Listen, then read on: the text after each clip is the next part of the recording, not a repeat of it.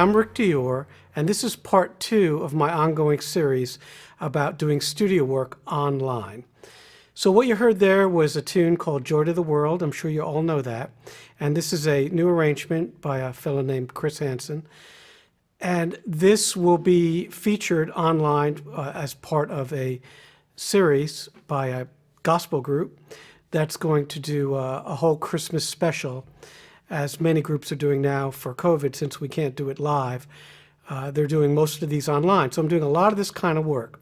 And I wanted to go through this tune today with you to show you how it developed and, what I got to work on the tune and how it's going to develop. Also, I will post the score and the lead sheet instead of a drum track, which I did in my first video, for you to see what I normally get. So in the first video, we did a couple big band tunes. We did a Latin tune and a kind of a swing tune. In this video, like I said, is kind of an R&B gospel version of Joy to the World.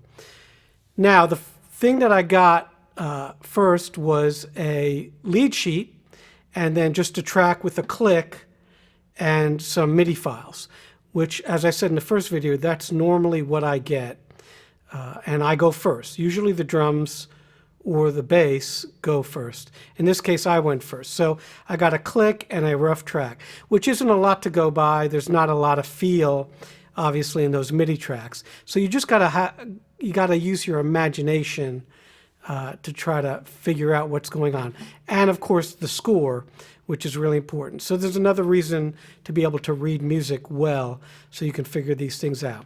So I will post different versions of this score. I'll post some of the full score and then the rhythm score. So there is no separate drum chart for this. Now you certainly can write one out, which is, helpful, so you're not turning pages, and that's what I did, just a handwritten thing. And I'll actually post that too, although it's pretty sloppy, but you'll be able to see that. So as you see on your screen here, there is an intro to this tune that goes on, for about a minute with piano, organ, and lead vocals. Now, that's not necessary for you guys to sit through that, so you won't hear that for all these demos, and you didn't hear it for the original thing that I played. Now, the drums I'm using today are the same drums I've been using in my recent videos. This is a Doc Sweeney kit. It's a 20-inch kick. 20 by 16, a 10 by 8 tom, 12 by 8 tom, and a 14 by 14 floor tom. Now the snare drum I'm using for this is a Zelkova, Canopus Zelkova snare drum. It's a 5 by 14. It's got a lot of crack. Now the files you're going to hear, that's not the final mix. In other words, what you heard when we, in the opening, that's not the final mix. What's going to happen is, after I send this rhythm mix to the horn players, it's going to travel all around the world, really, this thing. And then the vocalists have to sing on it, and then finally the lead vocalist will do her thing. And then it'll be mixed and then produced with video. So they asked that everybody record a little bit of video so they can show us on the screen. So it's gotten a little more complicated to do these things. So anyway, back to the rhythm score. So you see the rhythm comes in at letter A, and the quarter note equals 106, and that's where the click is.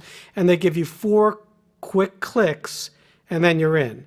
And the whole band, including the horns, is in on beat 1, so you just got to give a real definitive start there. Normally I would do a lead in, but in this case, I'm not going to do that because I don't know what the lead vocalist is going to do, and I don't want to step on what she's going to do. There is a glissando that happens with the organ going into that, so I'm not going to ruin that either. So in this case, no lead in, just right on it. And the style, it says groove disco. I didn't really take that too literally, so I'm doing kind of a 16th note R&B thing for this whole thing. Now, there probably will be percussion. They may come back to me after everything else is on. If they still have it in their budget, I'll put percussion on too. There is percussion written in on the score. And now you see the rhythm sheet that there's some marcato accents. Those are the rooftop accents. those are definitely ones you always want to catch. So I do catch most of these. The most important thing, though, you need to pay attention to is the bass and the bass drum interaction. This tune, this arrangement, is very, very syncopated. So it's difficult. There's lots of little kicks where you'd least expect them. And also the vocals are doing a lot of syncopated things too. So the choir is doing a lot. So you want to enhance that without stepping on that. And that's really difficult. And of course, you don't have the luxury of hearing them, but you do have the score. So you have to study that really carefully and mark where they're singing so you don't wipe them out. And that's, again, very, very important. So looking at that first page, you establish the groove for 4 bars, which I consider an intro, and then we're in at B. So you can be a little more aggressive at A, but then when you come to B, where the lead vocalist comes in, you need to, simmer down a little. Maybe play a little bit lighter and just get into the pocket with the bass. So the lead vocalist has no trouble hearing where the time is. As we turn the page, you see some of these kicks with the piano and the bass. Now, a lot of times, these bass parts, as you see here, are extremely simplified. So a good bass player will follow some of these kicks like the piano has and spice it up a bit. So that's what this bass player did, as you heard originally. What we're going to do in a second here is play you the original MIDI track that I got so that you can hear how basic that was. And then we'll go back and play the other one again. Also, there's places you want to fill and not fill. So when you see the choir and the lead vocalist doing stuff, you don't want to, again, step on them. That's really important. So we have the syncopations with the bass and the piano and not stepping on the choir. That's the #1 priority that you have to do. And obviously keeping good time. So all these marcato accents, again, on page 3 or page 4 as it's written in the score, but you'll see it on your screen here, are really important. And there's some fills you need to do going into different sections. So going into 36, which is another little 2-bar transition, you'll see I go to the bell of the cymbal there and play really strong, and then I come back to the hi-hat. Now at letter C, that is a modulation. So that's a good cue for you, if, God forbid, you get lost or something. It's going to go into a different key. And that's A flat there, okay? So that goes along. And then on page 6, you have this walk down by with the bass and the vocals. So there I try to do a little bit of a relaxed feel, emphasizing quarter notes to help out the choir. So you'll hear that as well. And again, we'll have these scrolling as the second time I play it through. With the full rhythm section, I'll scroll this so you don't have to see me again. Now, on page 7, this was where the chart gets pretty syncopated. So you're going along bar 52, bar 53, bar 54, build it up, and then there's a break, and you have this kind of really funky guitar, organ run. Don't play through that. Just break clean, let them have it, and come in strong at D. And this is kind of a little bit of a choir feature here and trading between the main vocalist and the choir. And lay back, here so they can do their syncopated thing. But make sure you're playing these hits with the bass, so you're playing the groove together. Now at bar 62, there's another little break, ba, ba, ba, ba, ba.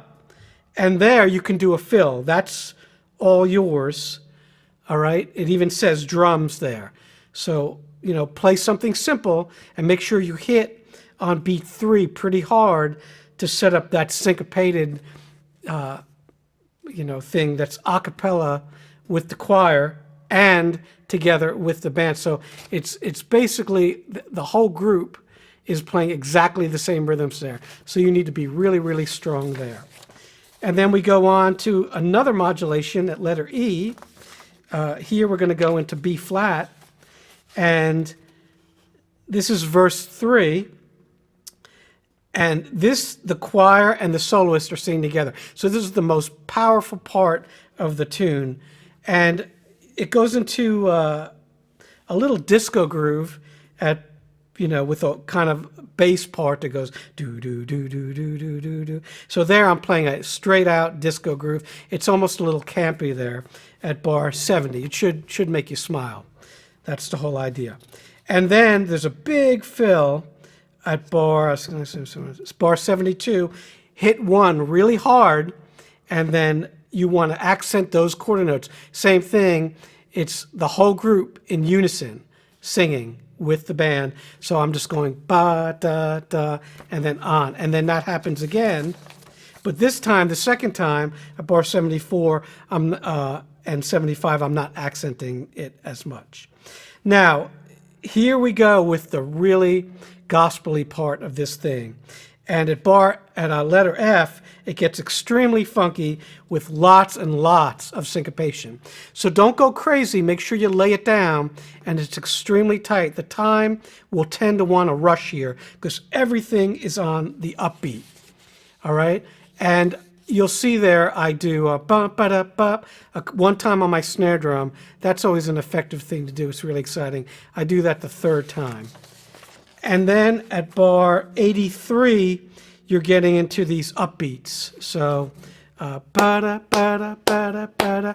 And again, you can set that up. You can keep the backbeat going through some of it, but at some point you might want to leave the backbeat out, as I do at bar 85, because it's really effective to have those traveling upbeats just crescendo into bar 86, and then you stop on one, and a huge fill. Here I'm doing something very simple. I'm just doing this on the snare drum. So it's leading into the final part of the tune, which is kind of a coda. And there you want to play really, really strong, huge fill, and that's the play out of the tune. And so that's letter G, and just drive it home. So there I'm using the bell of the cymbal. I like this Sabian Jack D. Jeanette bell. It cuts through anything, so that's what I'm using on that. It's a 20-inch ride. And I'm catching some of these figures. The whole group's going. This is the loudest part of the tune, triple F, and finally at the end, there's a syncopated figure, and then you have a little fill you can do, and there you can do something really exciting and fancy. Here I did something a little bit busy. I gave them an option of doing something else, but they liked it, so I kept in the kind of really fancy, fast fill there. And then the tune ends on an and, so make sure that everything's really tight. And let the cymbals ring because the organ's doing a glissando and everything's ringing. Don't cut anything. So it's a really great arrangement, a really exciting tune. And right now I'll just put two things on the screen for you. I'll put the original thing that I got. So we'll play that through, and that's not very exciting because you have a MIDI track, but you just need to see how that works. And there's no bass at all. So you'll just hear the kick, and you'll hear the MIDI track. And then I'll put the full track again like you heard, just a rhythm track. We're not done with this thing yet. It still has to add all the horns and the vocals and everything. And hopefully I'll get permission, or I'll just connect you to the link when this is going to be on the internet for a big presentation around Christmas time.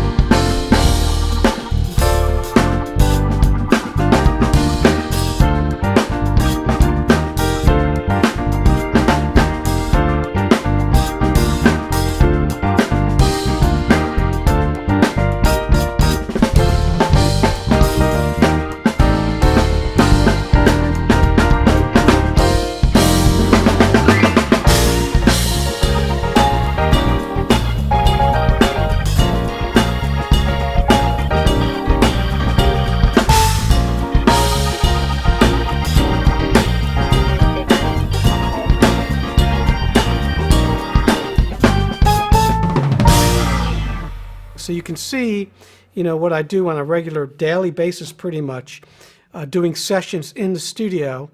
It's pretty lucrative financially, and it is definitely fun, but it's very, very challenging, and it is very, very time consuming as well. So thanks, and we'll see you soon.